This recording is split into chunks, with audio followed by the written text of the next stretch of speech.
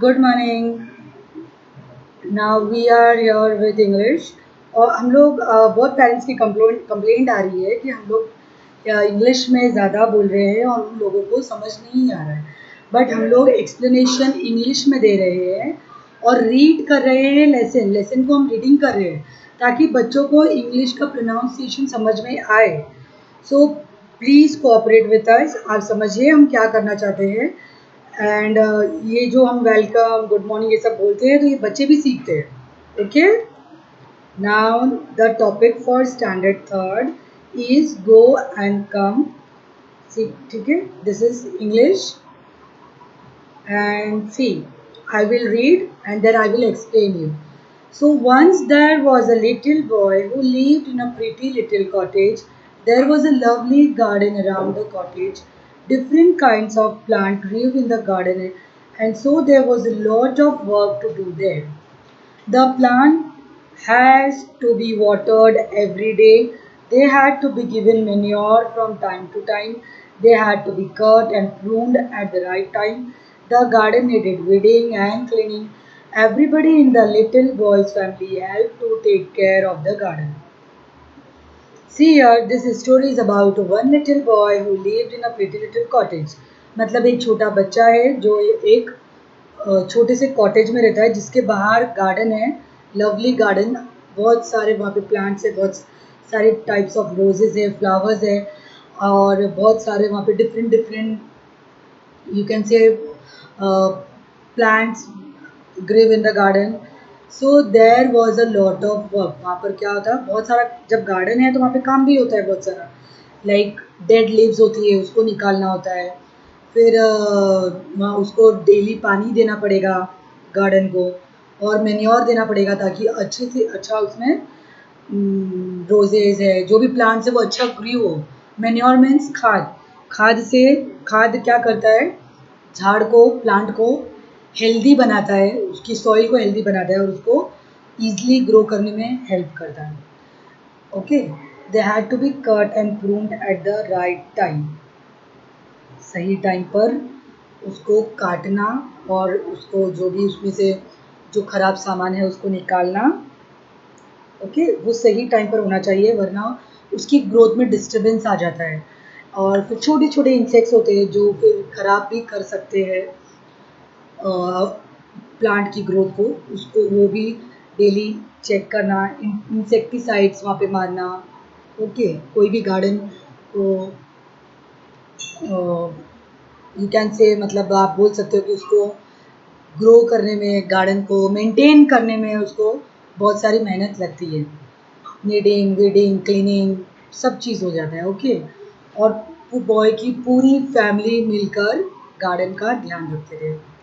Right, now see, here the boy has had a very strict uncle who came to stay with them for a few days. The uncle believed in hard work and discipline. One day he saw that boy was playing around the house. See what happened. That boy, that little boy who lived in a pretty little cottage, he has one strict uncle.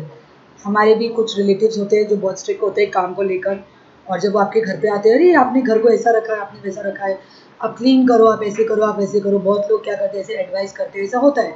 तो वो uncle के भी क्या थे, वो sorry वो बच्चे के भी एक अंकल थे जो बहुत स्ट्रिक्ट थे।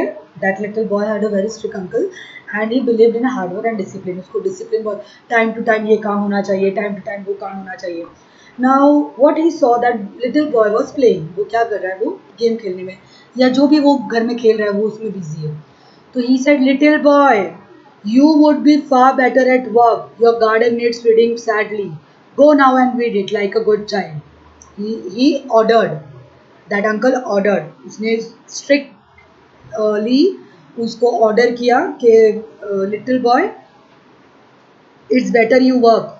अच्छा होगा कि तुम काम करो, जाओ, तुम्हारे गार्डन को क्या चाहिए, वीडिंग चाहिए। ओके, और अभी जाके उसको सबको साफ करो, सब क्लीन करो। But the little boy did not feel like weeding that day. अब बच्चा है वो छोटा, उसको दिल नहीं था उस दिन काम करने का, तो he was like, I can't do it now, मुझे नहीं करना है। तो that uncle said, yes you have to do that, you can. Well I don't want to, not just now. क्या मुझे अभी नहीं करना है, मुझे दिल नहीं कर रहा। आप लोग भी बोलते हो ना टीचर अभी लिखने का दिल नहीं कर रहा है, मम्मा अभी लिखने का दिल नहीं कर रहा है, अभी नहीं पढ़ाई करना है, टीचर ने तो वीडियो भेज दिया है लेकिन मुझे पढ़ाई अभी नहीं करना है, ऐसा मम्मा को बोलते होंगे ना आप लोग। So that little boy was saying the same, no uncle I don't want to do this now. But the uncle was very strict. He said, rudely he said, strictly he said, but you must, don't be naughty.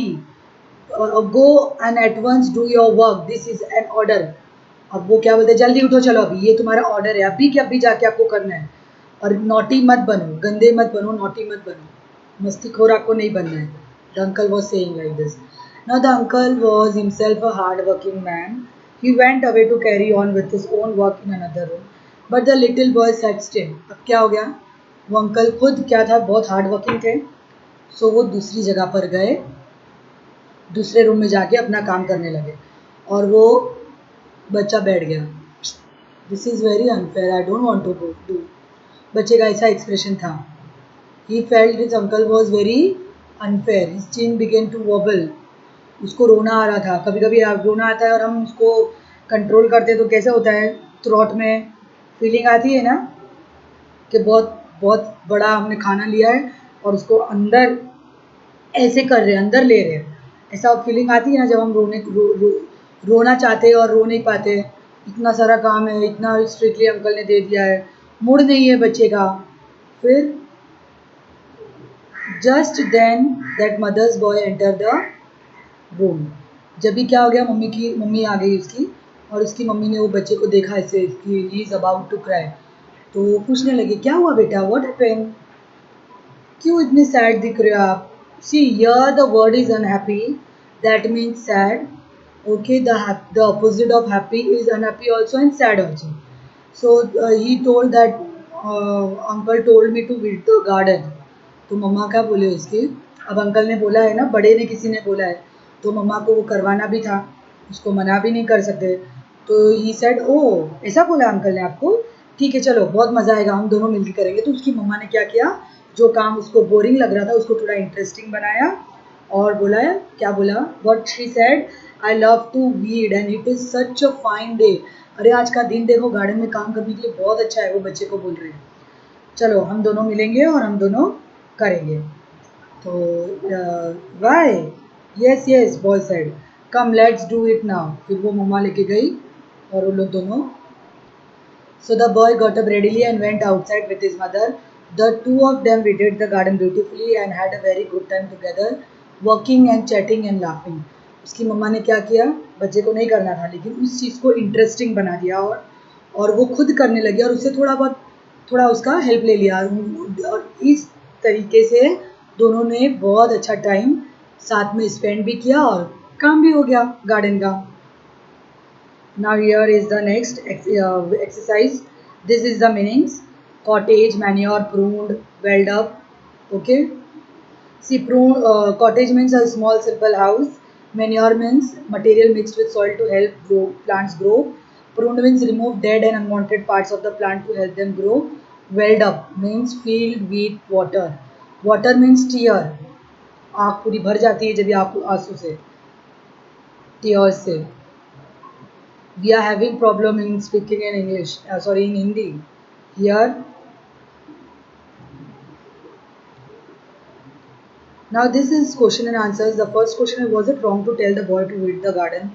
No, it was not wrong to tell the boy to weed the garden, but as he don't wanted, अगर वो गलत होता कि बच्चे को weed नहीं करना है, बच्चे को वीड करने नहीं बोलना है, तो उसकी मम्मी ने मना कर दी थी, नहीं नहीं अंकल गलत बोल रहे हैं, बट यहाँ पे बच्चे की मम्मा ने बोला है ठीक है आपको करना है, so it means it was not wrong. Was the boy naughty?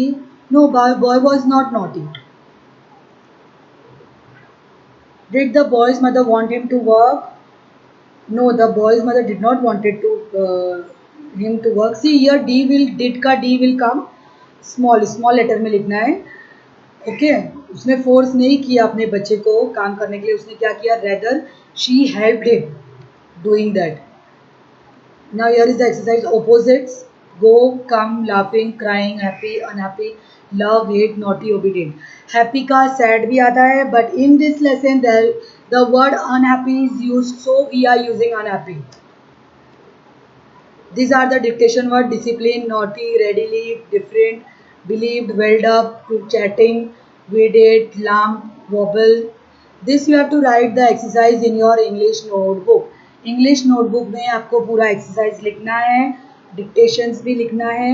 अगर आपको जो थर्ड स्टैंडर्ड का इंग्लिश है आपको उसी में लिखना है, थर्ड स्टैंडर्ड की इंग्लिश की नोटबुक में. Okay, copy. Bye bye, have a nice day.